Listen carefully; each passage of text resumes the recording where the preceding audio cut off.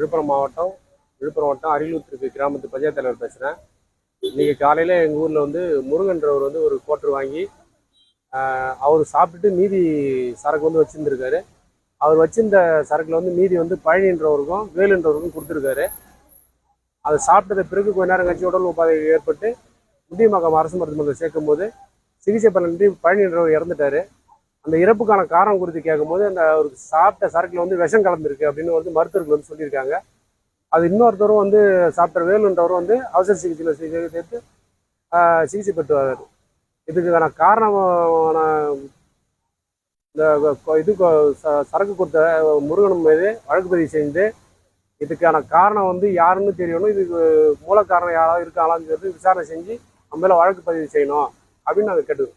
இது வந்து டாஸ்மாக்ல விற்கப்பட்டதால பிளாக்ல கிடைக்கிறது சரக்கு டாஸ்மாக் சரக்கு தான். நான் வாங்கினது வந்து பிளாக்ல வாங்கினது. ஆமாம்.